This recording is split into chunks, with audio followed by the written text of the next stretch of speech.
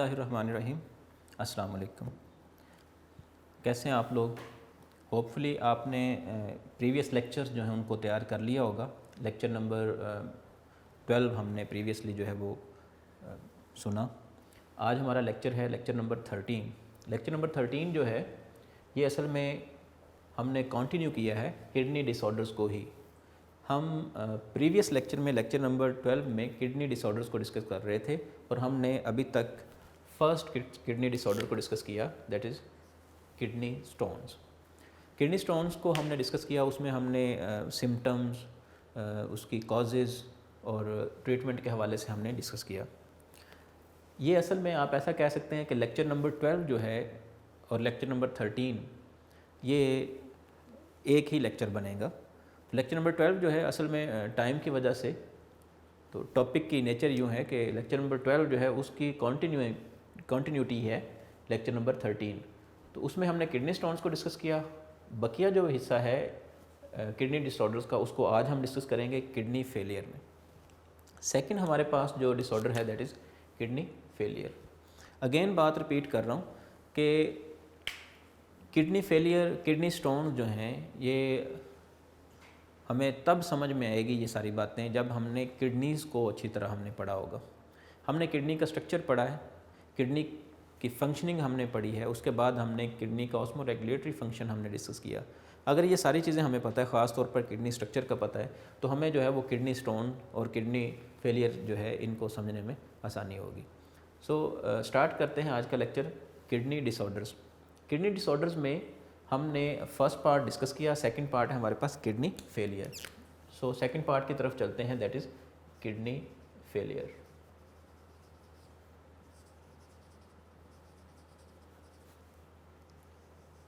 Kidney failure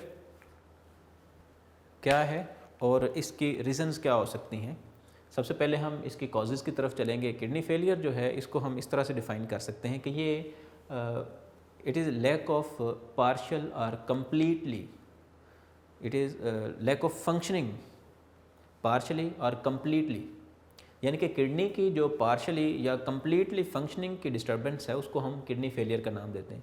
यानी कि kidney का कोई पार्ट जो है वो अपनी प्रॉपर फंक्शनिंग नहीं परफॉर्म कर रहा, या होल किडनी जो है वो फेल हो चुका है in performing its functioning, then हम डिक्लेयर करते हैं that is there is kidney failure. तो किडनी फेलियर जो है ये फिर हम क्या कह सकते हैं, कंप्लीट और partial.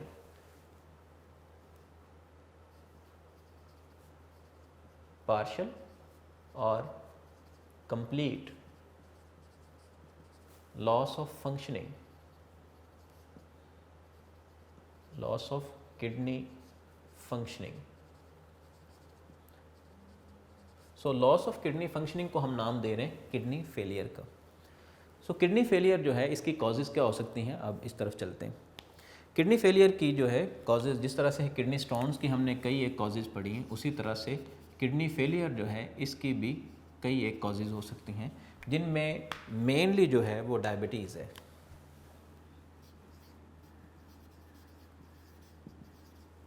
Diabetes mellitus,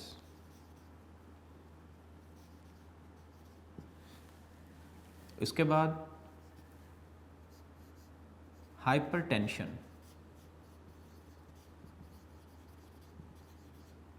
second reason है hypertension. First diabetes mellitus, second reason है hypertension.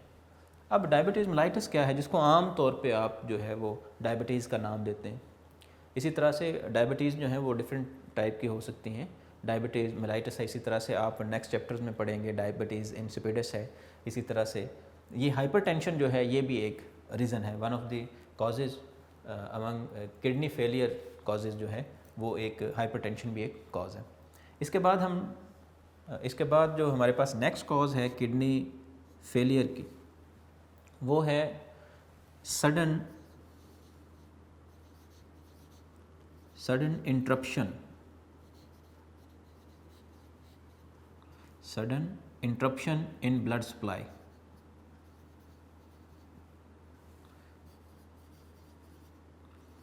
Blood supply to kidneys, यानी कि किडनीज़ की जो ब्लड सप्लाई है वो अचानक अगर रुक जाए या फिर ड्रग्स की वजह से, ड्रग ओवरडोजेस। अच्छा, यहाँ पे वर्ड यूज़ हुआ है ड्रग। तो ड्रग जो है इसका कथन मतलब ये नहीं है कि वो जो आप आम तौर पे हम ड्रग्स का मतलब लेते हैं कि जी सेडेटिव ड्रग्स, मतलब वो जो जिनसे गनूदगी आती है या बंदा अपने हवास खो बैठता है, तो वो ड्रग्स की बात नहीं हो रही। ड्रग एक जनरल टर्म है। मेडिसिन जो हैं वो भी ड्रग्स हैं, जिनको हम मेडिसिन बोलते हैं वो भी ड्रग्स हैं, लेकिन वो एक अलग कैटेगरी है, हम बोलते हैं मेडिसिनल ड्रग्स। तो लिहाजा ड्रग्स से मुराद कतन ये नहीं है कि सिर्फ दूसरे ड्रग्स से जो किडनी फेलियर हो सकता है, और ये जो हम खाते हैं मेडिसिनल ड्रग्स, इनसे नहीं हो सकता। इनकी ओवरडोज जो है, आपने सुना होगा कि ड्रग्स जब इफ़ेक्ट करती हैं, या जिनको हम बोलते हैं ड्रग्स जो हैं वो रिएक्शन कर गई हैं या इंजेक्शन रिएक्शन कर गया है, इस तरह की बातें हम सुनते हैं। तो अगर ड्रग्स जो हैं वो रिएक्शन कर जाएँ, उनका जो रिएक्शन होता है असल में उसकी बात की जा रही है कि ड्रग्स अगर ओवरडोज हो जाएँ तो फिर भी जो है वो किडनीज़ पे जाके इफ़ेक्ट करती हैं और किडनी फेलियर का बायस बनती हैं। इसी तरह से हमने कहा डायबिटीज़ मेलाइटस, हाइपरटेंशन, और इसी तरह से sudden interruption in blood supply to kidneys, drug overdose. तो ये सारे के सारे जो हैं कॉजेज़ हैं किसकी, किडनी फेलियर की। इसके अलावा कई एक और कंडीशंस भी हो सकती हैं, कई एक और कॉजेज़ भी हो सकती हैं इनके अलावा, जैसे कि अल्कोहल कंजम्पशन है, तो वो भी यहाँ पे हम लिख सकते हैं, ऑल्दो आपकी बुक में उसने मेंशन नहीं की, लेकिन वो भी इन किडनी फेलियर की कॉजेज़ में से एक कॉज है। उसके बाद हम आते हैं कॉजेज़ के बाद, अब हम आते हैं सिम्टम्स की तरफ कि किडनी फेलियर की सिम्टम्स क्या है।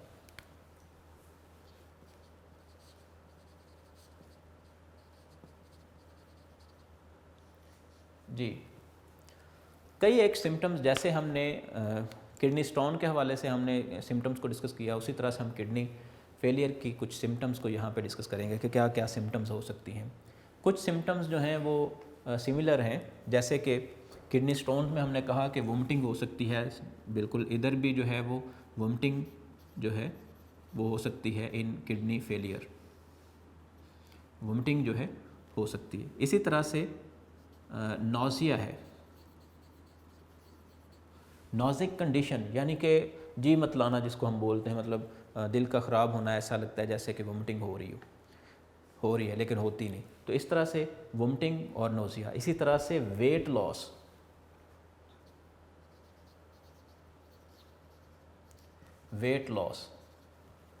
फिर फ्रीक्वेंट यूरिनेशन है, यानी कि यूरिन का बार बार आना, फ्रीक्वेंट यूरिनेशन। उसके बाद है फाउल स्मेलिंग, इसमें भी उसी तरह से फाउल स्मेलिंग है, फिर फाउल स्मेलिंग विद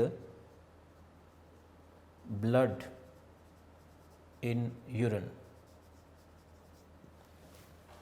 ठीक है जी, फिर से रिपीट कर रहा हूँ, सिम्टम में वोमिटिंग, नोज़िया, वेट लॉस है, फ्रीक्वेंट यूरिनेशन है, फाउल स्मेलिंग है with blood in urine. Urine में बाज़ दफ़ा जो है वो ब्लड शामिल हो सकता है।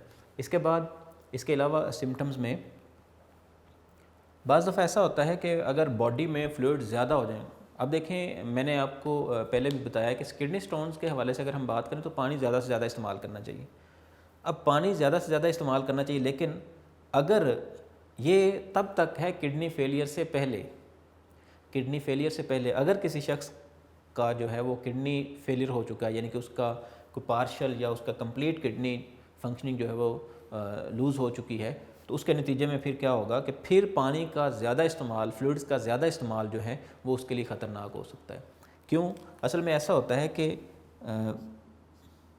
इन एक्सेसिव बॉडी फ्लूइड्स, इस सिचुएशन में कि एक्सेसिव बॉडी फ्लूइड्स हों, नतीजे में क्या होता है कि हाथ पाँव वगैरह जो है वो स्वेल होना शुरू हो जाते हैं। So there is swelling of feet etcetera etcetera, यानी कि हाथ पाँव वगैरह स्वेल होना शुरू हो जाते हैं। ये भी एक किडनी फेलियर की जो है वो सिम्टम है। लेकिन जैसे कि पहले ही मैं बात कर चुका हूँ कि ये पार्शल भी हो सकती है और कंप्लीट भी हो सकती है। तो किडनी फेलियर जो है पार्शल या कंप्लीट दोनों के नतीजे में जो है, तो ये हाथ पाँव का स्वेल हो जाना जो है, ये इसका मतलब ये भी हो सकता है कि किडनी जो है वो हमारे किडनी प्रॉपरली फंक्शन परफॉर्म नहीं कर रही। जी, इसके बाद हम बात करते हैं किडनी फेलियर में हमने कॉजेज़ को डिस्कस किया, देन सिम्टम्स को डिस्कस किया। अब हम इसके इलाज की तरफ चलते हैं, क्या हम इसको ट्रीट भी कर सकते हैं। एक बहुत इम्पॉर्टेंट बात और कि किडनी फेलियर के केस में बाज़ दफ़ा शॉर्टनेस ऑफ ब्रीथ, सांस का फूल जाना भी शामिल है। नेक्स्ट चलते हैं हम इसके तरीका इलाज की तरफ। किडनी फेलियर को कैसे ट्रीट किया जा सकता है। जी, ट्रीटमेंट की बात करते हैं।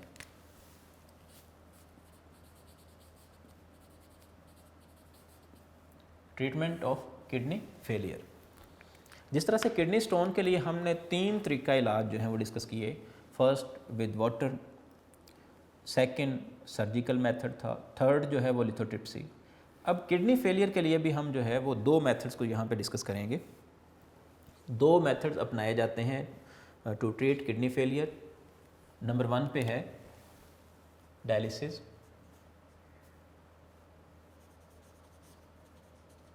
और नंबर 2 पे है किडनी ट्रांसप्लांट।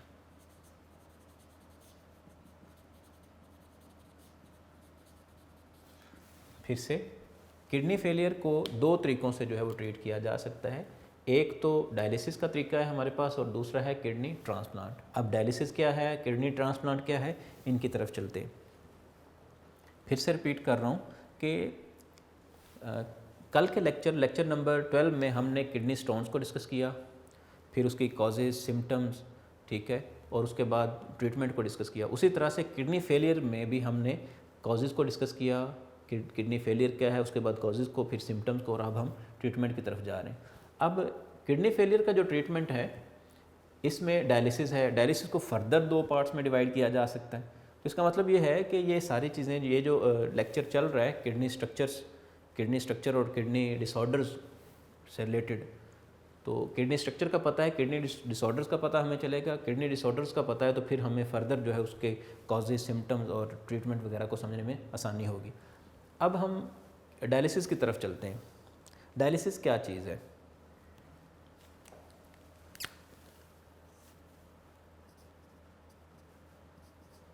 डायलिसिस जो है, डायलिसिस को समझना है तो हमें पहले नंबर पे किडनी फंक्शन को दोबारा जो है वो एक रिव्यू देना पड़ेगा। दोबारा से हमें जो है वो उसको जहन में लाना पड़ेगा, जहन नशीन करना पड़ेगा। किडनी फंक्शनिंग क्या है असल में? किडनी का फंक्शन क्या है?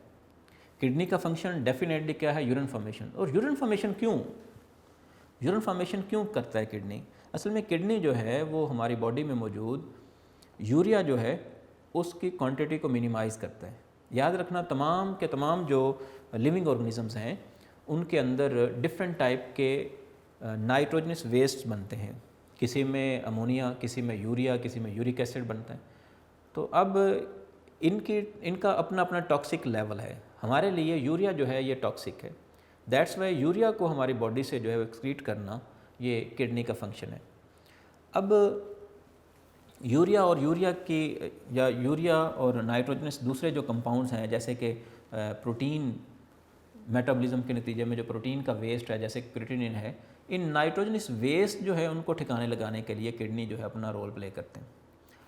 अब अगर किडनी फेल हो चुके हैं तो इसका मतलब ये है कि यूरिया और दूसरे इस तरह से क्रिएटिनिन वगैरह जो हैं, ये कंपाउंड्स तो फिर हमारे ब्लड में शामिल हो गए, हमारी बॉडी में मौजूद रहेंगे, जो कि हमारे लिए टॉक्सिक हैं। उनके लिए डेफिनेटली फिर कोई तरीका इलाज होना चाहिए, उनको ठिकाने लगाने के लिए कोई तरीका इलाज होना चाहिए। उसके लिए फिर क्या किया जाता है? आर्टिफिशियली वही काम किया जाता है जो किडनी करते हैं। किडनी का क्या काम हमने पढ़ा है? यूरिन फॉर्मेशन, या आप कह सकते हैं cleaning of blood. Cleaning of blood जो है नेचुरली अगर होती है, किडनीज करते हैं, तो हम उसको फंक्शनिंग ऑफ किडनी का नाम दे देते हैं। अब अगर किडनी जो है वो अपना फंक्शन परफॉर्म नहीं कर पा रहे तो फिर हमें आर्टिफिशियली क्लीनिंग करना पड़ती है ब्लड की, और इसको हम नाम देते हैं dialysis. So we can say it is artificial cleaning of blood, या क्लीनिंग ऑफ ब्लड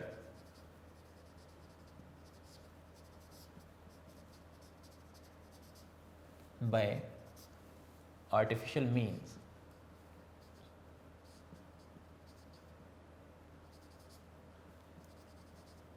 यानी कि आर्टिफिशियल तरीक़ों से, मसनूई तरीक़ों से क्लीनिंग ऑफ ब्लड को हम डायलिसिस का नाम देंगे। डायलिसिस जो है इसको फर्दर डिवाइड किया जा सकता है, इसकी दो टाइप्स हैं। ए हम बोलते हैं पेरिटोनियल डायलिसिस, पेरिटोनियल डायलिसिस, और दूसरी है हमारे पास हेमोडायलिसिस।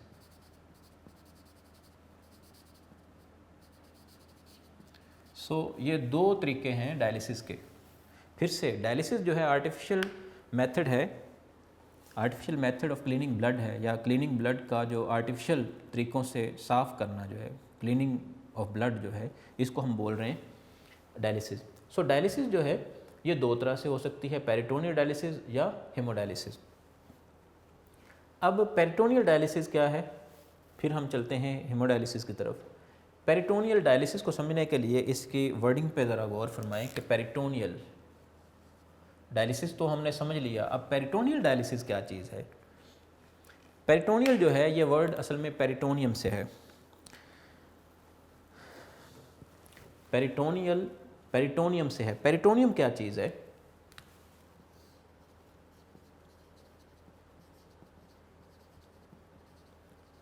पेरिटोनियम क्या चीज़ है? पेरिटोनियम असल में एक मेम्ब्रेन का नाम है जो कि एनक्लोज करती है हमारी एब्डोमिनल कैविटी को। ये पेरिटोनियल मेम्ब्रेन या पेरिटोनियम जो हैं ये फर्दर दो तरह की कंसिडर की जाती हैं, दो तरह की हैं। एक पैरेटल पेरिटोनियम है जो कि कह लें कि बिल्कुल हमारी स्किन के साथ जो है वो कवरिंग के लिए मौजूद है, और इसी तरह से हर एक ऑर्गन जो है हमारी बॉडी में, हमारी जो चेस्ट कैविटी, एब्डोमिनल कैविटी जो है, इसके अंदर हर ऑर्गन जो है उसको भी लाइनिंग देने वाली जो पेरिटोनियम है उसको हम बोलते हैं विसरल पेरिटोनियम। विसरल पेरिटोनियम जी। तो ये पेरिटोनियम जो है सारी के सारी मेम्ब्रेन जो है पेरिटोनियम, उसमें उसके अंदर जो एक स्पेस है उसको हम नाम देते हैं पेरिटोनियल कैविटी। तो पेरिटोनियल कैविटी के ज़रिए से हम आर्टिफिशियल ब्लड क्लीनिंग जो है या आर्टिफिशियल क्लीनिंग ऑफ ब्लड जो है इसको परफॉर्म करवाते हैं। किस तरह से, ये ज़रा देखना है। अगर हमें पेरिटोनियल डायलिसिस को समझना है तो हमें पेरिटोनियम को समझना पड़ेगा, और पेरिटोनियम को समझना है तो डेफिनेटली हमें एक स्ट्रक्चर का सहारा लेना पड़ेगा जी। लेट्स से ये हमारे पास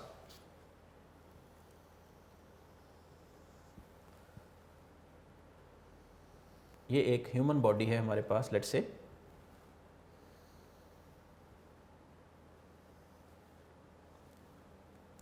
इसमें बैकबोन,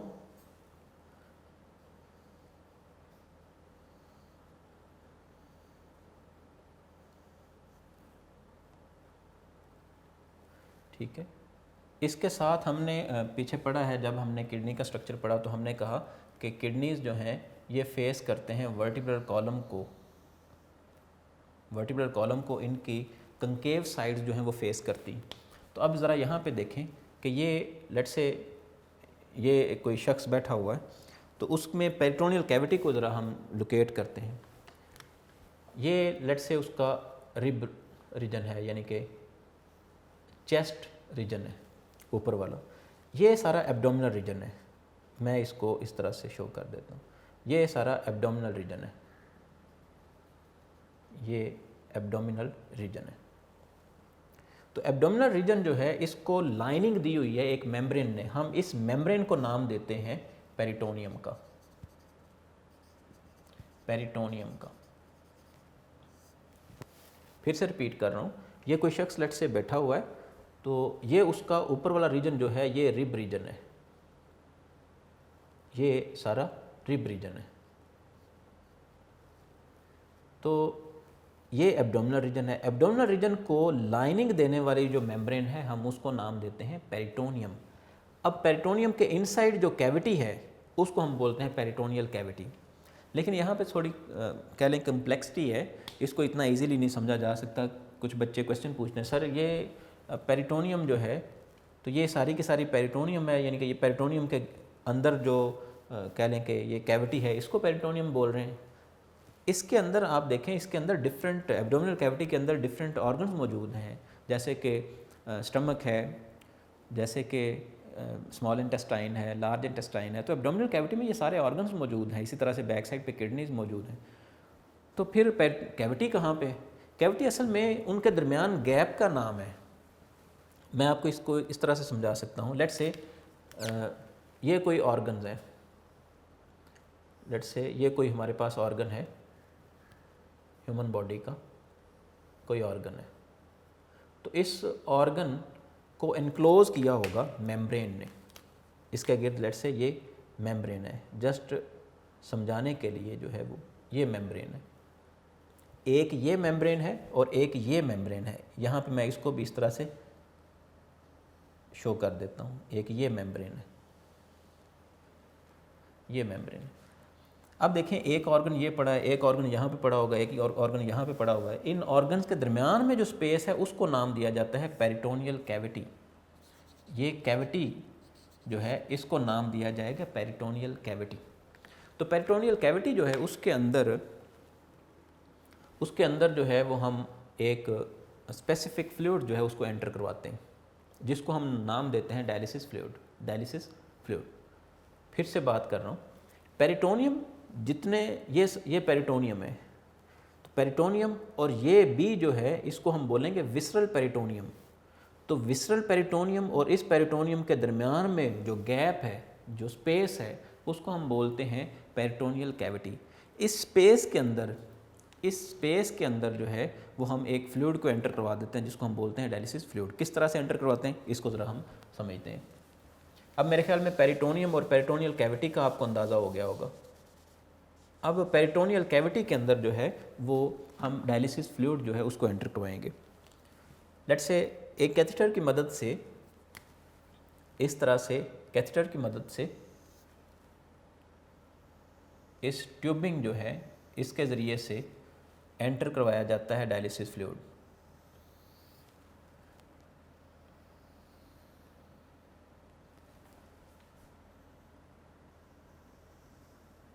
डायलिसिस फ्लूइड जो है उसका काम वही है जो कि एक किडनी परफॉर्म करते हैं। अब ये जो पेरिटोनियल, मैं इस साइड पे लेबल कर देता हूँ, ये जो पेरिटोनियल मेम्ब्रेन है जिसको हम पेरिटोनियम बोल रहे हैं, पेरिटोनियल मेम्ब्रेन या पेरिटोनियम, याद रखना है पेरिटोनियम जो है it is rich in capillaries. इसमें कैपिलरीज मौजूद हैं और मैं जस्ट इस तरह से शो कर देता हूँ। ये लेट्स से कैपिलरीज मौजूद हैं, ये इसके गिर्द जो है वो कैपिलरीज मौजूद है। ये कैपिलरीज का एक नेटवर्क है। अब क्या किया जाएगा कि इधर से ये डायलिसिस फ्लूइड के लिए आप हमारे पास जो है वो ये कोई पॉट है डायलिसिस फ्लूइड के लिए। तो ये डायलिसिस फ्लूइड जो है इसको सेंड किया जाता है टुवर्ड्स एब्डोमिनल कैविटी। अब ये क्या होगा, ये इस तरह से पेरिटोनियल कैविटी के अंदर जो इसको पोर कर दिया जाएगा। लेट्स से इस ट्यूबिंग के ज़रिए से, इस कैथेटर की मदद से इसको यहाँ पे पहुँचा दिया गया। अब यहाँ पे क्या होगा, यहाँ पे ये फ्लूइड पड़ा हुआ है। अब फर्दर बात ज़रा समझनी है कि इस फ्लूइड का काम क्या है और ये किस तरह से अपना फंक्शन परफॉर्म करता है। ये फ्लूइड जो है, डायलिसिस फ्लूइड जो है, इसको इस तरह से पहुँचा दिया गया है कैथेटर की मदद से। अब इस फ्लूइड को जब यहाँ पे भेजा जाता है तो ये अपना फंक्शन परफॉर्म करता है, क्लीनिंग ऑफ ब्लड परफॉर्म करता है। क्लीनिंग ऑफ ब्लड किस तरह से, हाउ, लेट्स से ये एक कह लें कि बैरियर है, इस साइड पे पेरिटोनियम है, इस साइड पे पेरिटोनियम है,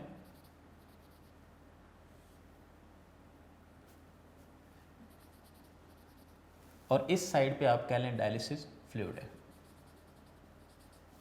डायलिसिस फ्लूइड और पेरिटोनियम, ये जैसे कि ये कह लें कि ये कैपिलरीज हैं और इनके दरमियान में ये डायलिसिस फ्लूइड और ये कैपिलरीज हैं। तो पेरिटोनियम की जो कैपिलरीज हैं, पेरिटोनियल कैपिलरीज और डायलिसिस फ्लूइड के दरमियान में कुछ इस तरह से एक्सचेंज होगा डिफरेंट मटेरियल्स का। तो क्या होगा, यूरिया जो है वो मूव करेगा, यूरिया मूव करेगा from peritoneal cavities, from peritoneum membrane. Peritoneum जो मेम्ब्रेन है इसमें मौजूद कैपिलरीज से मूव करेगा यूरिया।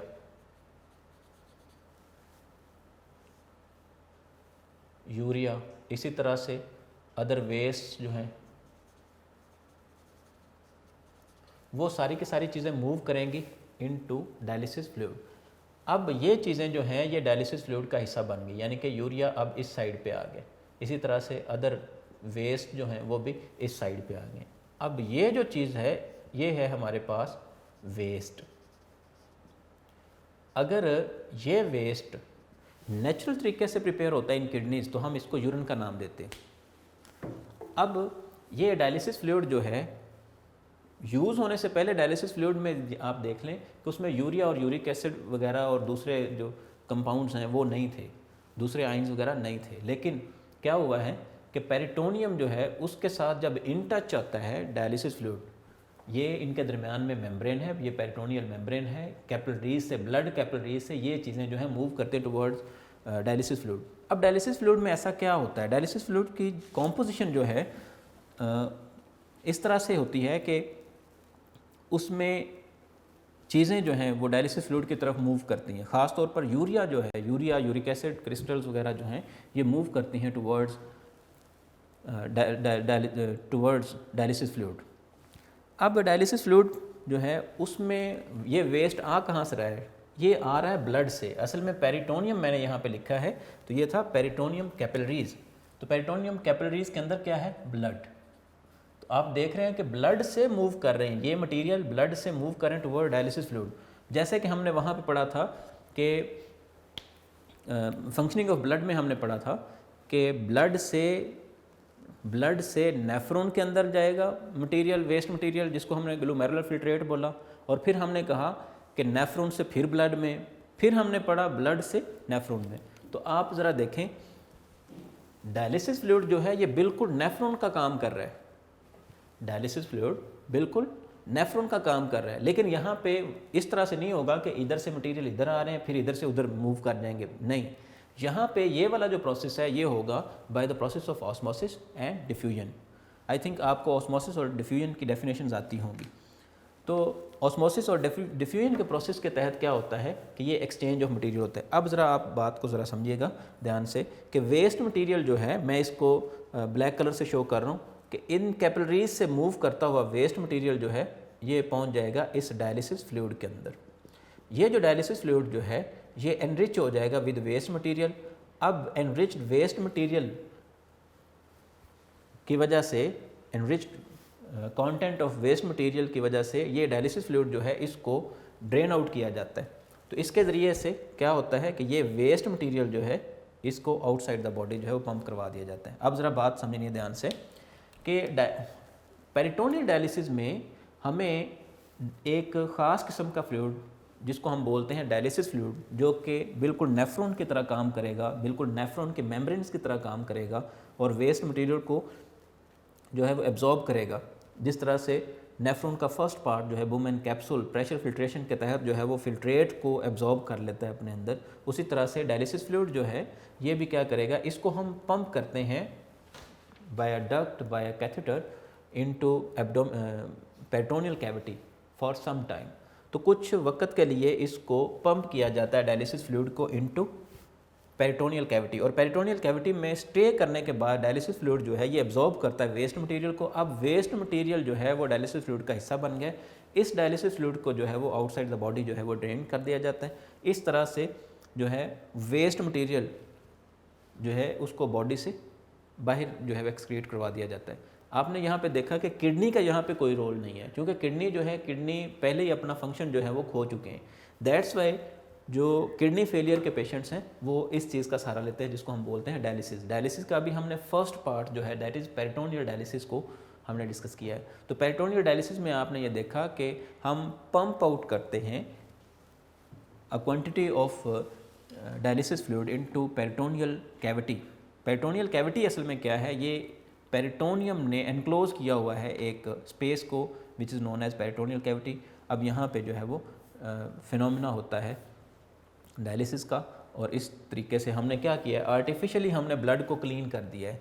तो ब्लड जो है, ब्लड कैपिलरीज और डायलिसिस फ्लूइड के दरमियान में एक्सचेंज ऑफ मटेरियल्स होता है, और इस तरह से ब्लड कैपिलरीज जो हैं वो वेस्ट मटेरियल को हवाले कर देते हैं डायलिसिस फ्लूइड के, और इस तरह से डायलिसिस फ्लूइड को अगर हम आउटसाइड द बॉडी ड्रेन कर देते हैं तो ये हमारे पास जो है वो वेस्ट मटेरियल से भी छुटकारा हो गया। यहाँ पे आपकी बुक में उसने कहा है कि ये तरीका इलाज जो है ये एट होम किया जा सकता है, घर पे किया जा सकता है, लेकिन इसको डेली बेसिस पे परफॉर्म किया जाना चाहिए। फिर से हमने क्या पढ़ा, पेरिटोनियल डायलिसिस। तो हम असल में आज पढ़ने जा रहे थे किडनी डिसऑर्डर्स का second part, that is kidney failure. तो किडनी फेलियर में हमने सबसे पहले किडनी फेलियर क्या है इसको डिस्कस किया, फिर कॉजेज़ को डिस्कस किया, फिर सिम्टम्स को डिस्कस किया, और उसके बाद हम ट्रीटमेंट की तरफ आए।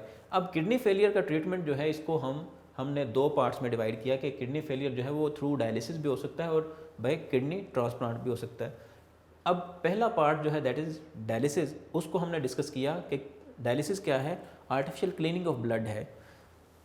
तो आर्टिफिशियल क्लीनिंग ऑफ ब्लड जो है इसको फर्दर दो तरीक़ों से परफॉर्म किया जा सकता है। एक तरीका है हमारे पास पेरिटोनियल डायलिसिस और दूसरा है हमारे पास hemodialysis.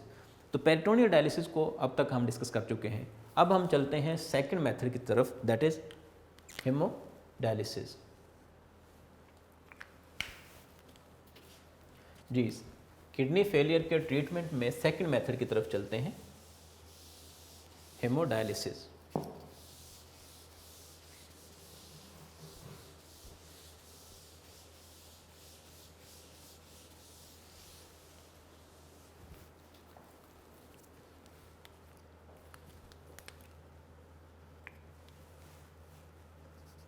B part, hemodialysis.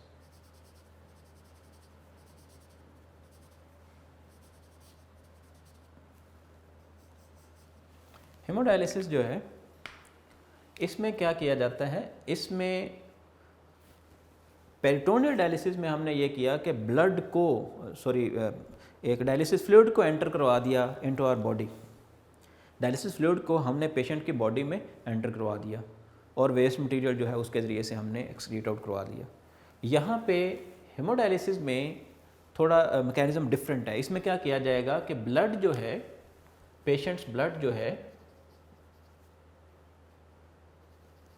Patients blood इसको पोर किया जाएगा इनटू डायलाइज़र। ये एक अपरेटस है जिसके अंदर पेशेंट ब्लड जो है उसको पास करवाया जाएगा। जब ये पेशेंट्स ब्लड जो है डायलाइज़र में से पास होगा तो इसके बाद ये जो है ब्लड प्योर होगा, मतलब इसमें से वेस्ट मटेरियल जो है वो निकल चुका होगा। अब पेरिटोनियल में हमने क्या किया है कि डायलिसिस फ्लूइड को बॉडी में एंटर करवाया है, लेकिन यहाँ पे हम क्या करवा रहे हैं, यहाँ पे हम पेशेंट का ब्लड जो है वो एक अपरेटस में से जो है वो पास करवाते हैं। ये अपरेटस जो है जिसको हम बोल रहे हैं डायलाइज़र। डायलाइज़र असल में क्या है, डायलाइज़र में भी डायलिसिस ही हो रही है, उसी तरह से डायलिसिस फ्लूइड है। हम डायलिसिस फ्लूइड में से पेशेंट का ब्लड जो है पास करवा देते हैं और इस तरह से प्योर ब्लड जो है उसको दोबारा से फिर पेशेंट की बॉडी में एंटर करवा दिया जाता है। ये किस तरह से, इसको ज़रा समझते हैं कि ये डायलाइज़र असल में इसका स्ट्रक्चर कैसा होता है, इसको हम ज़रा समझते हैं। डायलाइज़र जो है इस तरह से ये ट्यूबिंग्स पर मुश्तमिल है, छोटी छोटी सी ट्यूब्यूल्स हैं। ये इसका इंटरनल स्ट्रक्चर जो है वो इस तरह से है।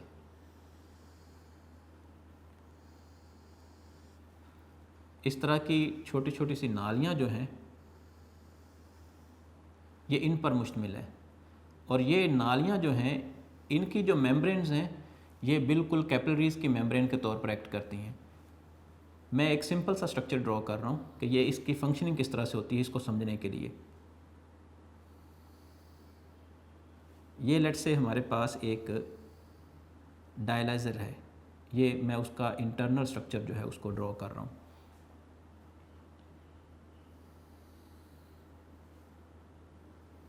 इस तरह से ये ट्यूब्स हैं हमारे पास डायलाइज़र में। तो इस डायलाइज़र में इस तरह से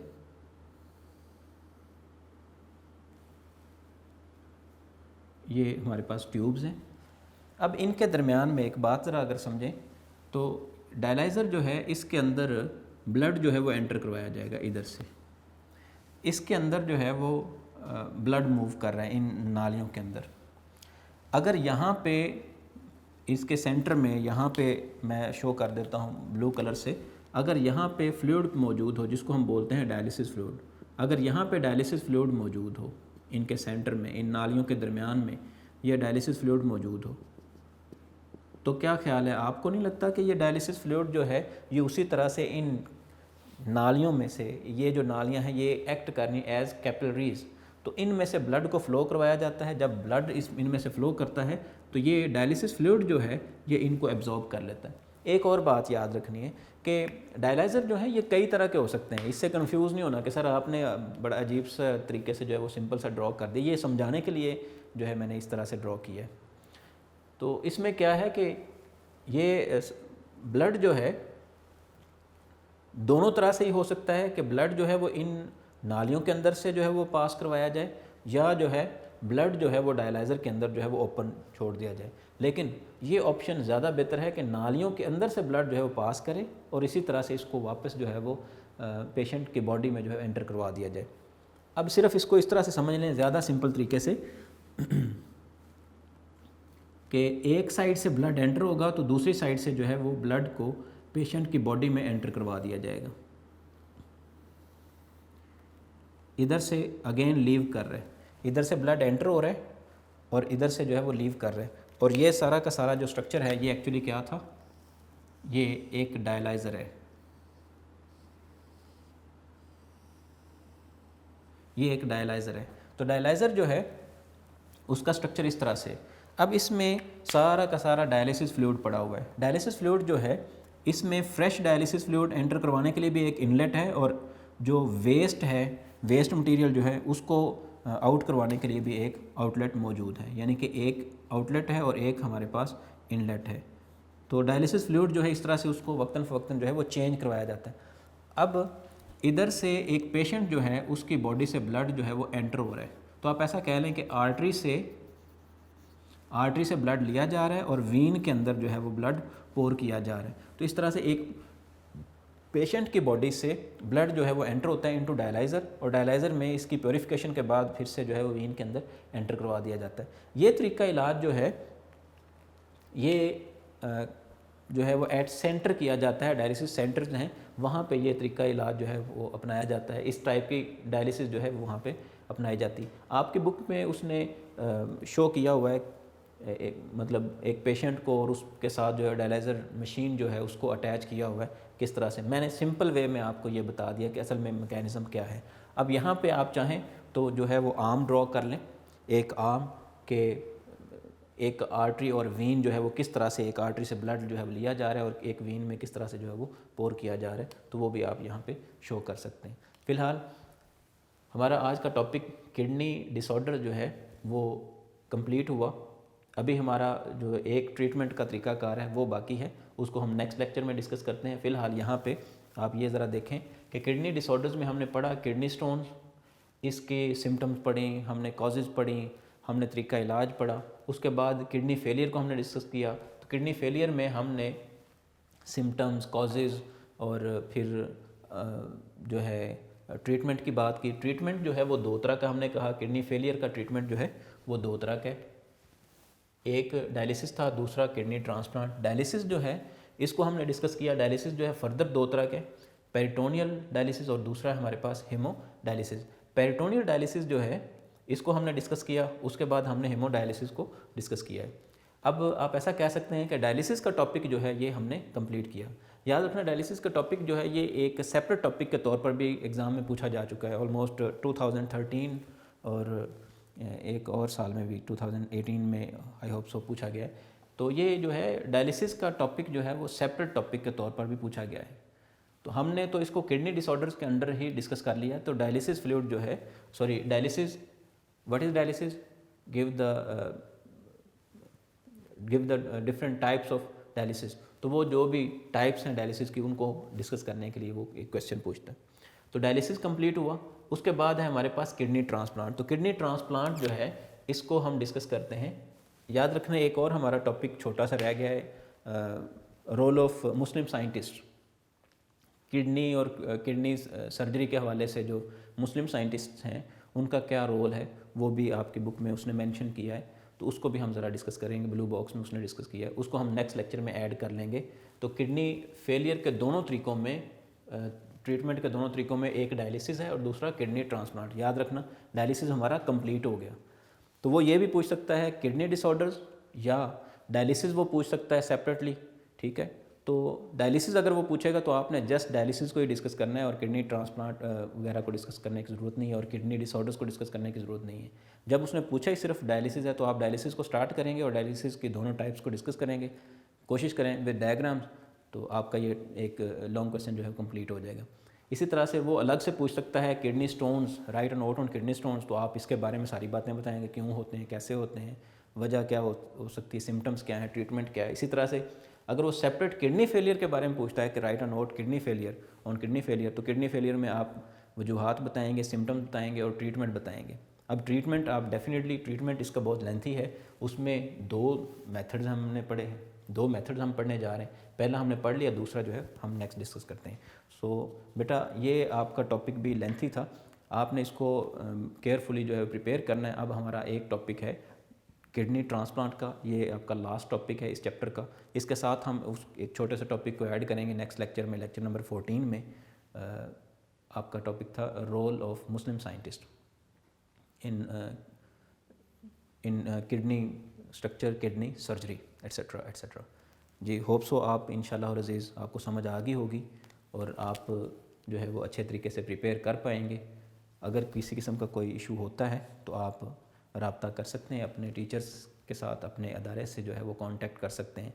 लेकिन कोशिश करें कि इनको, इन ऑनलाइन लेक्चर्स को जो है वो सीरियसली जो है वो आप इनको पिक करें। नॉलेज जो है वो ज़ाया नहीं होता कभी भी। आप जो भी सीख रहे हैं वो किसी ने छीन नहीं लेना, दौलत छीनी जा सकती है लेकिन तलीम, इल्म जो है उसको नहीं छीना जा सकता। इसलिए अगर आप कुछ सीख लेंगे, आपका एग्ज़ाम जो है वो लेट हो जाए या पोस्टपोन हो जाता है, किस कोई रीज़न भी होती है, लेकिन जो आपने सीखा होगा वो आपको इस क्लास में नहीं तो नेक्स्ट क्लासेस में जो है वो काम आएगा। इसलिए आप इसको सीरियसली लें और अपना जो है वो डेली के लेक्चर्स जो है उनको प्रिपेयर करें।